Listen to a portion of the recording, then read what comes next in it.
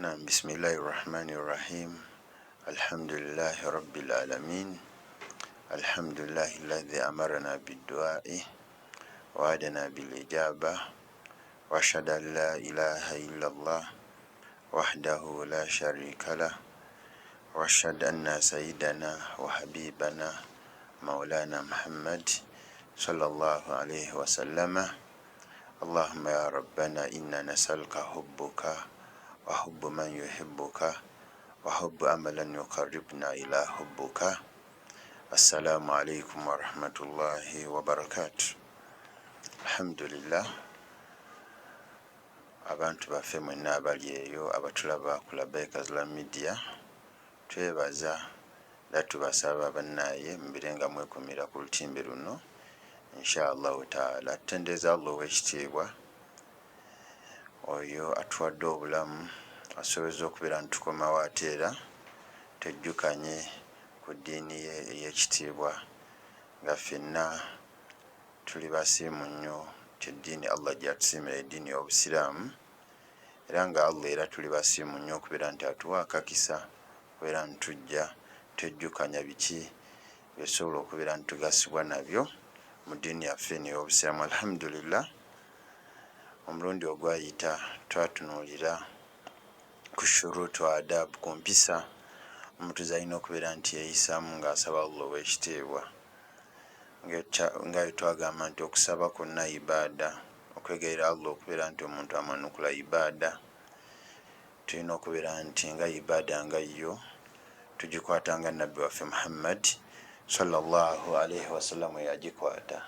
Era twali nga tutunuulira ku bulombolombo twatunuulira al-ikhlas, okubeera nti omuntu yenna aba asaba Allah olina omusaba khalisa lillahi taala, olina okukakasa nti gw'osaba ye Allah tera agenda okwanukula ye Allah, tera byonna byonna ebirungi byesuubira okufuna ogenda akakasa nti biva eri Allah ow'ekitiibwa. Ne tugamba akalombolombo akokubiri kaali asaburu, okubeera nti omuntu asaba alina okubeera nti abeera mugumiikiriza mu kusaba kwe. Saba Allah ate nga bw'oyanguyiriza n'omusaba olwaleero enkeera n'ogamba ya Allah kino tokimpadde gwe n'obeera nti obeera mu mbeera bw'etyo. Omuntu asaba Allah olina okubeera nti obeera mugumiikiriza mu kusaba kwa Allah. Ne tugamba akalombolombo akaala nti omuntu alina okubeera nti yeenenya eri Allah n'okubeera nti alekerawo okubeera nti akola amazambi. Era twawekizamu nti bantu bangi nnyo mu butuufu bategeera Allah, n'ategeera Qur'ani naye nga tagigenderako, n'ategeera Allah n'abeera nti takola ebyo Allah byabeera nti amulagira, n'ategeera omubaka n'abeera nti tamugondera ebyo Allah byagamba omubaka abeere nti atugamba. Mu mbeera yonna n'abeera nti ayongera mu maaso n'okubeera nti akola amazambi inshallah taala. Akalombolombo akokuna ke twatunuulira okubeera nti omuntu asaba Allah alina okusaba Allah idullahu antum muqinuna bil ijaba, omuntu okubeera nti abeera nti asaba Allah ng'asuubira nti Allah agenda kubeera nti amwanukula. Era ne tugamba nti omuntu yenna tulina okubeera mu nakubuusabuusa kwonna. Bangi muffe bajja ne basaba Allah naye ng'alinga agezesa nga takakasa nti kyasaba Allah agenda kubeera nti akimwanukula. So mu mbeera yonna omuntu yenna oteekebwa okubeera nti oba otuuse okusaba Allah olina okubeera nti omutima gwo n'ebirowoozo byo obiteekayo nga gw'omanyi nti huwa al-ghaniyyu huwa al-fattaahu, ye mugagga yaggulawo, huwa ar-razzaaq agabirira, huwa al-qawiyyu ow'amaanyi, huwa al-qahhaar ye mukasi, nga tumanyi amannya ge amalungi. So omuntu yenna asaba Allah olina okumanya embenda eyo. Kalombolombo ke twali tutakonyeeko kaali kakubeera nti omuntu yenna oba ogenda okusaba Allah yu'azzimu al-mas'ala, olina okusabira ddala Allah ky'osuubira nti ekinene. Allah olina omusaba ddala ekisinga obunene mu mbeera yonna. Nabbi waffe Muhammad sallallahu alaihi wasallama yatugamba idha tamanna ahadakum, nti omuntu yenna waba alina kyagala okubeera nti asaba Allah bakyagala okufuna ng'akisabye Allah falyukthiru, alina okubeera nti akisaba n'ayitiriza nnyo okubeera nti akisaba. Fa innama yasalu rabbahu, kuba mu butuufu gwasaba ye Allah ow'ekitiibwa, ye Allah gwe tukakasa nti nno yatuli waggulu, ye Allah gwe tukakasa nti nno ffe tuli baddu be takibolanga eva tuyita ya ibadi ya ibadi. Ye kenyini Allah atulaga mu suratul Bakara mu aya za hijja weyatuuka n'agamba ngewunya abantu n'agamba nti nno newunya abantu era n'abeera nti abantu abo boti abasanyukira abagamba famina nnansi man yaqulu rabbana atina fi dunya abasaba jasi ebirungi byokka byokka fi dunya wama lahu fi lakhirati min khalaq n'abeera nti tebalina kintu kyonna kyebasaba ku lunaku lw'enkomerero. Kuba mu hijja mwalingamu era zino aya zikulaga obukulu bw'okusaba era ebiseera ebisinga hijja gye twakakuba emabega gye twakavaamu khaswatan Allah agiterawo kumusaba kuyitiriza kusaba kyolanga ejjuddemu okumusaba kungi. thumma afidhu min haythu afadha an-nas astaghfirullah inna allaha ghafurur rahim. Wonna kusaba timutambulireko abalongoofu batambulira oluvannyuma mubeerenga musaba Allah ow'ekitiibwa abeerenga abakola ki abeerenga abasonyiwa. Allah n'agenda mu maaso nga tugamba wa minhum man yaqulu rabbana atina fi dunya hasanata wa fil akhirati hasanata wa qina adhaban nar. Beba basaba obulungi nti asaba obulungi asaba Allah saba ebyeduniya osabe ne ku akhira Allah gyogenda okubeera nti ozisinkana Allah. Era kiba kya buswavu nnyo omuntu okubeera nti asaba nosaba wano ku duniya wonna nosaba buli kya duniya ate neerabira okusaba obulamu obunene bwogenda okubeera nti obeeramu obulamu obwa akhira. So mu mbeera yonna yonna Allah yakituuma n'agamba nti minhum man yaqulu rabbana, mulimu mubbu abagamba rabbana atina fi dunya hasanata. Banene dduwa nkulu nnyo mbakubiriza mu ddwa nabbi waffe Muhammad sallallahu alaihi wasallam ze yatulondera n'atukubiriza okubeera ntusaba. Mwalimu edduwa eyo rabbana atina fi dunya hasanata, ay Allah rabbana atina, tukusaba fi dunya hasanata obeere ng'otuwa ebirungi ku nsi kuno. Omuntu asaba ebirungi ku nsi kuno aba asabye omukyalo omulongoofu omulungi, aba asabye abaana abalongoofu abalungi, aba asabye ennyumba ennungi, aba asabye emmaali ennyingi, aba asabye riziki, aba asabye ebintu byonna byonna ebirungi. Omuntu aba asabye Allah okumuwa ebirungi fi dunya hasanata, ku dunya kuno, wa fil akhirati hasanata. Era omuntu aba asabye okubeera nti Allah amuwa ne ku akhira ebirungi, aba asabye Allah kumuwa jjana, aba asabye Allah kubeera nti amuteekamu abo abagenda okuyingira ejjana nga tebabalibbwa, aba asabye Allah okubeera nti abeeramu abo abagenda okubeera nti banywa ku luzzi lwa nabbi Muhammad sallallahu alaihi wasallama, aba asabye Allah okubeeramu abo abagenda okubeera nti babeera mu kuweereza kwa nabbi Muhammad sallallahu alaihi wasallama, aba asabye okubeera ku yaumul qiyama mu abo abagenda okubeera nti babeera mu kisiikirize kya Allahu jalla waala, yawma la dhilla illa dhillu, olunaku atagenda kubeera ekisiikirize okujjako ekisiikirize kya Allah.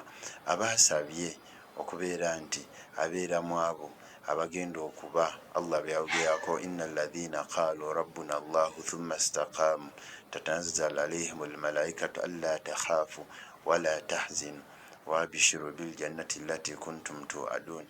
Aba asabye okubeeramu abo Allah byayogerako Allah abatuuse okubeera nti abajjulula tatanazzalu alaihim almalaikatu alla takhafu, basiza zimalayika n'abagamba nti no banne temweraliikirira, alla takhafu wala tahzanu, temweraliikirira temutya mbeera yonna, wabishiru biljannati allati, bamalayika bagenda okubeera nti bakusuubiza okubeera nti ogenda kubeera musanyufu engeri ejjana olunaku olwaki olw'enkomerero inshallah taala. So omuntu yenna yenna edduwa eyo wandibadde ogezaako okubeera nti ogikwata, oba ogezaako okubeera nti buli swala buli ddakiika ekubeera ku mmwa rabbana atina fi dunya hasanata wa fil akhirati hasanata wa qina adhaban nar, n'okusaba Allah okubeera nti akingiriza omuliro. Edduwa eno ekigifuula okubeera nti ya muwendo Allah yennyini yagitulondera n'agamba minhum man yaqulu rabbana atina fi dunya hasanata wa fil akhirati hasanata wa qina adhaban nar ulaika lahum nasibun, ay Allah. Era Allah ayongera mu maaso okutulaga nti abantu abo Allah aba agenda bawa omugabo omulungi fi dunya, ate ne ku akhira yongere okubeera nti abawa omugabo. So mu mbeera yonna yonna omuntu yenna wandibadde woba osaba Allah ogezaako okusabira ddala Allah ekintu kyosuubira nti kinene, nga nabbi era watugamba mu Bukhari mu hadithi Abi Huraira radiyallahu anhu, nabbi waffe atugamba inna fil jannati 100 daraja, nti mutuufu ejjana eyo gye tulaba erina amadaala agawera ddala 100. Allah aga amadaala adda Allahu lilmujahidina fi sabilillah, gasuubizawo bonna bonna abalwana, abo bonna bonna ababeera mu kkubo lye, abo bonna in that abeewayo okubeera nti bafiira fi sabilillah, ababeera ku ddiini ey'ekitiibwa. Ma baina darajatain kama baina samai wal ardhi. Nabbi waffe ayongera mu maaso n'agamba nti mazima ddala tugambye amadaala gali 100, naye ate wakati w'eddaala limu n'eddaala eddala waliwo ekigero kiringa wakati w'ensi n'eggulu. So that means ejjana emu yenkana n'ekigero nga okuva ku nsi paka waggulu, paka ku ggulu, kyekigero ekyo. Faidha sa'altum, nabbi waffe ayongera maaso n'atugamba nti omuntu yenna yenna bwe tuba tusaba Allah fasaluhu alfirdaus, atubanga tusaba Allah tubeere nga tumusaba alfirdaus, tumusaba ejjana gye bayita firdaus. Era ne nabbi waffe Muhammad sallallahu alaihi wasallam atukubiriza nnyo twe tuba tusaba ejjana tusaba ejjana firdaus, fa innahu awsatul janna ala aljanna, kuba ejjana gye bayita firdaus butuufu ye jjana eya waggulu omuntu gyateekebwa okubeera nti asaba Allah.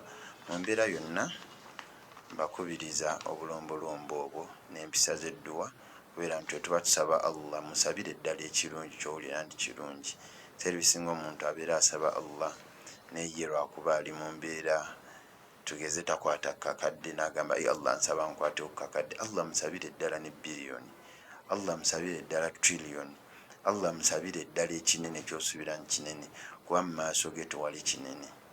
Maaso ga Allah tewali kinene, ate Allah tewali kyafiirwa, nga ffenna abali mu Uganda atuwadde. Allah tewali kyakendeerako, wallahi Allah tewali kyakendeerako mu mawanika ge, nga Uganda yonna yonna gifudde, abantu bonna bali mu Uganda bagagga, tewali kyakendeerako.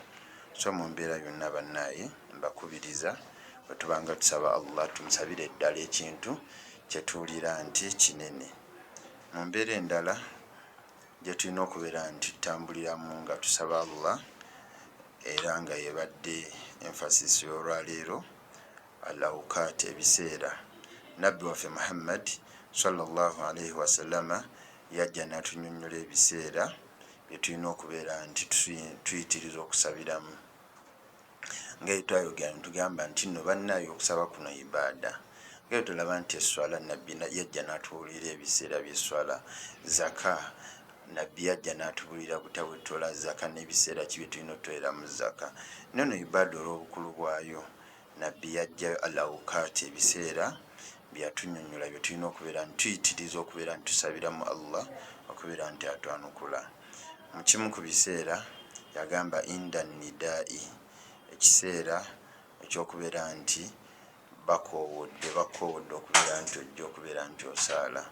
Nabbi waffe Muhammad sallallahu alaihi wasallama yatukubiriza n'atugamba mu hadithi ya Sahal ibn Sa'd radiyallahu anhu, atugamba qala rasulullahi sallallahu alaihi wasallama, tuwaliwo ebiseera bya mirundi ebiri Allah byabeera nti omuntu aba amusabiddemu edduwa ayanukuliramu.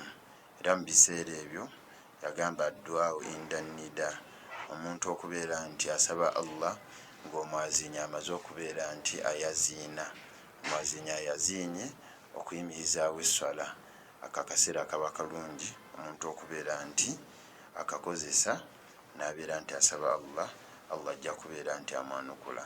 Baina al-adhan wal iqamati, akaseera wakati w'okubeera nti bamaze okwaziina no akakaseera ke tulindako ikaama ebeere nti egenda mu maaso. Tugeze ebiseera ebisinga bwe baba baziina nga swati dhuhuri, baziina ne wayitawo eddakiika nga 15 ne balyoka bakima eswala.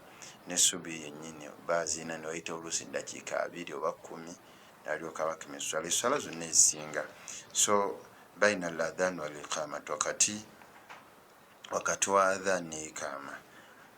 Era hadithi Anas bin Malik radiyallahu anhu, khadim Rasulullahi sallallahu alaihi wasallam, yali omuyambi wa Nabi Muhammad sallallahu alaihi wasallam, yamuyamba emyaka 10 nabbi gyali e Madina gyonna.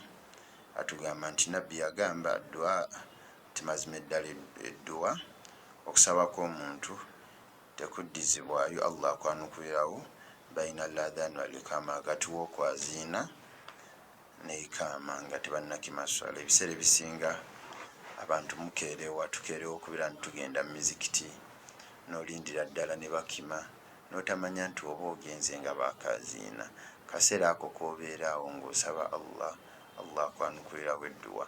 Oba ggwe owulira nti bamaze okwaziina, tandika okubeera nti osaba Allah abeere nti akwanukula. Allah ajja kubeera nti akwanukula. Ekiseera ekirala fi sujudi, omuntu okubeera nti ekiseera ky'omuntu ng'avunnamye, ffenna kimanyi bulungi nti nno mbutuufu era mu bimu ku biraga Allah bye yatulaga, gundi shaitaani yennyini Iblis yali eyisa ebigezo ebisinga, naye ekigezo kye yasooka okugwa kyali kyakuvunnama. Era okuvunnama kulaga nnyo omuntu buli wavunnama bw'ati ng'avunnamira Allahu jalla waala, kulagira ddala nti tuli baddu ba Allah. Kuba okoze ekintu ky'owulira nti mu butuufu kyekyabeera nkiviirako Iblis shaitaani okubeera nti ejeema, nebeera nti teyakola ki, nebeera nti Allah agigoba mu kusaasira kwayo, nebeera nti Allah agikolimira n'agigoba mu kusaasira kwayo. So akaseera ako akasujudi kalungi nnyo omuntu okubeera nti asabiramu, nga tukajja ku hadithi ya Abi Hurairah radiyallahu anhu. Nabbi waffe Muhammad sallallahu alaihi wasallam atugamba aqrab ma yakunu al-abdu min rabbihi wa huwa sajidun, nti ekifo omuddu kyabeera okumpi nnyo ne Allah kyekifo ng'ali mu sujudi ng'avunnamye. Nabbi n'atugambira faakthiru, mbeere nga muyitiriza nnyo okubeera nti musaba Allah mu kaseera ako, kuba obeera close nnyo. Ebiseera ebisinga omuntu aba asaba edduwa ng'olina kyonna kyeyeetaaga, beera ng'ofuna obudde obeere nga osaala. Mu kusaala kwokwo obeera oyitiriza okubeera nti okola sujudu, then ate osobola n'okukola sujudu n'obeera nti olwawo nga webagayira Allah okubeera nti akusaasira, akubeera nti akumalira ebyetaago ebyo. Ekiseera ekyokuna fi jawfi layiri, mu kaseera ak'ekiro. Nabbi waffe Muhammad sallallahu alaihi wasallam mu hadithi ya sahaba al-amru agamba nti yawulira Nabbi waffe Muhammad sallallahu alaihi wasallam era ng'agamba akrab ma yakunu rabbu min al-abd fi jawfi layli al-akhir.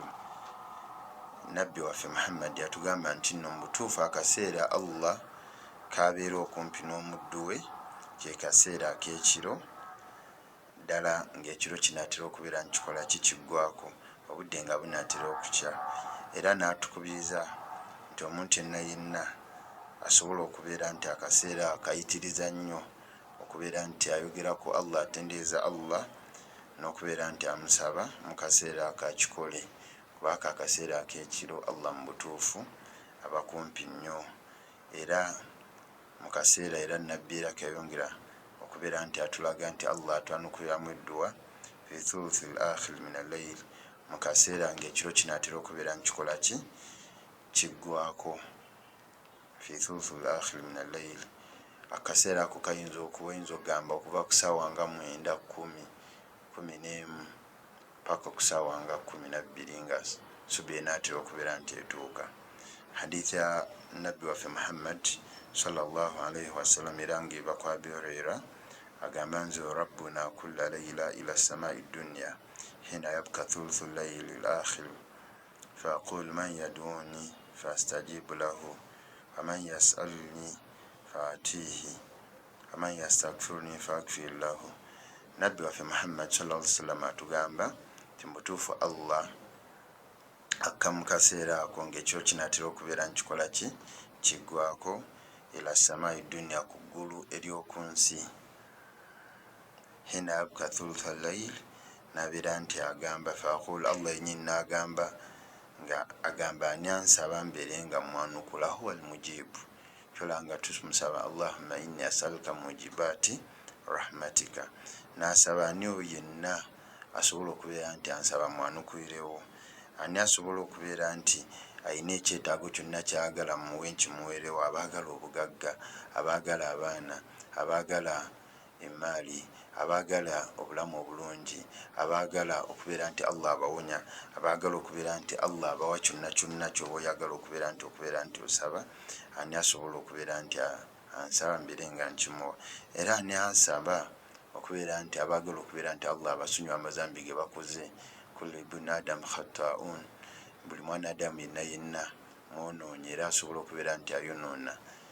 So mu mbeera yonna olina okubeera nti weegayira allah okubeera nti akusonyiwa inshallah taala. Kiba olabanga bwe tuba tugamba afdalu siyam, okusinga siyam Dawud alayhi salam, wa afdalu sala ne swala nabbi waffe Muhammad sallam gyatugambye esinga eswala ya Dawud alayhi salam. Lwaki? Yakisayiranga mu kano akaseera ak'ekiro. So omuntu yenna nkubiriza okubeera nti weegendereza ebiseera bino, okubeera nti wekiriza okubeera nti osaba allah ajja kubeera nti akwanukula. Allah era ku kiro yagamba mu hadithi ya nabbi Muhammad sallallahu alaihi wasallama, inna fi layli la saat, mazima ddala mu kiro mulimu essaawa, mulimu obudde la yuwafiquha arrajulu almuslim, ng'obwo obudde omuntu yenna alina omusiraamu, omusajja oba omukyala, wabanga obudde obwo abuteebye nobeera nti nga asabiddemu allah, yasalullah khairan min umuri dunia, nosabiramu allah ekirungi kyonna kyonna ku nsi kuno, allah akikuwa mu kaseera ako oba okateebye. Waliwo akaseera mu kiro ng'omwana adamu yenna bw'oba okateebye nosabiramu allah akwanukula. Kyolanga okumanya obudde bw'ekiro buno bukulu nnyo. Nabbi waffe Muhammad sallallahu alaihi wasallam, allah yennyini yamutumira Jibril alaihi salam, nebeera nti ejje nemugamba ebigambo bingi, ya Muhammad, wange gwe Muhammad, ishma shita, wangala nga bw'oyagala, yagala yenna gw'oyagala, nekimanye yenna gw'oyagala ogenda kubeera nti omuleka, wangala nga bw'oyagala nekimanye essaawa yonna allah agenda kubeera nti akolaki, akujjula. Naye yamaliriza malayika eyo mugamba fa'lam anna shafu lmumin qiyamuhu billayli, kimanye ekitibwa ky'omusiraamu yenna kubeera nti oyimukako ekiro. Bannaaye tulekerawo okwebaka akalamba. Omuntu abeerawo neyebaka kuva ku isha ne subi yennyini nagisala ng'obudde buyise. Yakha wallahi oba bw'eryaza amanyiza omwoyo gwo. Mu mbeera yonna nabbi waffe Muhammad sallallahu alaihi wasallama, ensonga y'okubeera nti omuntu asaba ekiro yagyogerako era ng'akatuuka e Madiina ng'amaze okuutira abantu afshu salam sula arham sallu billaili wannansu niyamu. Nabbi atuuka e Madiina yagamba abantu ayuha nnansi, abange mmwe abantu, n'abakubiriza mubeere nga musaasanya salaamu, mwetwera salaamu, mubeere nga muyunga oluganda okulaga obukulu, wasallu billaili wannansu niyamu, timusaleeko n'ekiro ng'abantu bakoze eki, ng'abantu beebase. So mbutuufu omuntu yenna fenna tumanyi bulungi nnyo omuntu waaba n'obukoowu ku mirimu gy'aba yakoze emisana, omuntu waaba obuliri aba taagala kubeera nti azuuka, naye gwe n'ozuuka ng'ozuuka kula allah. Mutuufu allah aliwo ibaada zaagala ennyo, nga mu ibaada zaagala ennyo mulimu okubeera nti omuntu azuuka ekiro n'amusaba. Oba ozuukuse ekiro oba omaze okukakasa nti tewali riya g'okoze. Ebiseera ebimu abantu bajja mu swala zino eza bulijjo basaala sunna, naye nga basaala ali muzikiti ayagala bamulabe nga bw'asaala ennyo sunna, lwakuba mulimu abantu abalala. Naye ekiro obeera gwe ne allah wo, wabeera tewali muntu yenna, obeera wakati wo ne allah wo okubeera nti omusaba. So bannayimba kubiriza okubeera nti ibadda zetukola twongeramu okubeera nti tusituka ekiro kubeera ntusaba Allah ajja kubeera nti atwanukula ebintu byonna byonna byetusaba kyolanga nabbi malayika amugamba faalam anna sharafu lmumin qiyamuhu billaili, kimanye ekitibwa ky'omukkiriza yenna buli amanye nti mukkiriza antumin billahi wa malaikatihi wa kutubihi wa rusulihi, tokkiriza Allah n'abaka be n'omubaka we n'ebitabo bye, nokkiriza n'olunaku lw'enkomerero, walqadar khairu min shari, nokkiriza n'okugera kwa Allah mu mbeera yonna yonna. Oteekebwa okubeera nti osukako ekiro wegayire Allah okubeera nti akwanukula. Ekiseera ekirala nabbi waffe kyatugamba yaumul juma, ekiseera ky'olunaku olw'ejjuma, era mu hadithi Abi Huraira gyatugamba nabbi waffe Muhammad sallallahu alaihi wasallam agamba luno olunaku olw'ejjuma fihi saat, tiluyina ebiseera, luyina essaawa, ng'essaawa ezo era omuddi yenna omusiraamu wabanga mu butuufu essaawa ezo aziteebye n'asabiramu Allah ow'ekitiibwa, Allah amwanukula kyonna kyonna kyaba amusabye. Ebiseera ebisinga basalafu swaleh n'abamanyi abasinga bagamba akaseera ako kasinga kubeera wakati wa asiri ne magaribi, era abasinga bayitirizanga nnyo okubeera nti wakati wa asiri ne magaribi bayitirira nnyo okubeera nti basaba Allah ow'ekitiibwa abeerenga abamalira ebyetaago byabwe, ng'era baada lasiri abasinga tebateekangawo puroguramu ku lunaku olw'ejjuma nga babeeramu kubeera nti basaba Allah. Bane naffe tusabe Allah, okusaba Allah ibaada enkulu ennyo gye tulina okubeera ntuteekako essira, saba Allah ow'ekitiibwa abeerenga atusobozesa. Insha Allahu taala olunaku olulala tujja kujja tumaleyo ebiseera wokati omuntu byateekebwa okubeera nti asabiramu edduwa Allah n'abeera nti amwanukula. Bino ebintu tubiyitamu kubeera nti ffenna twekumaakuma, kuba ffenna tukikakasa nti tuli baddu ba Allah. Allah atonda ma khalaqtul jinna wal insa illa liya'budun, ensonga Allah yatuteesa ku nsi kuno kubeera nti tumusinza. So mu kumusinza tulina okulaba butya bwe tumusaba n'abeera nti atwanukula. Saba Allah ow'ekitiibwa abeerenga atumalira ebyetaago byaffe, saba Allah ow'ekitiibwa abeerenga akkiriza edduwa ze tumusaba, saba Allah ow'ekitiibwa abeerenga atumalira byonna bye twetaaga. Subhanaka Allahumma bihamdika nashhadu an la ilaha illa anta astaghfiruka wa atubu ilaik. Alhamdulillahi rabbil alamin.